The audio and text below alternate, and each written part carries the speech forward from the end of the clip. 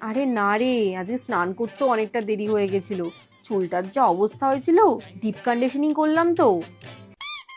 Hello Sanjay, কেমন আছিস তুই? কেমন আছি মানে? আ- আ- বা- আচ্ছা, আজকের দিনটা কেমন গেল তোর? হ্যাঁ, কি কি কি হলো কি তোর? মা কেমন আছে তোর? আমার মার আবার কি হয়েছে?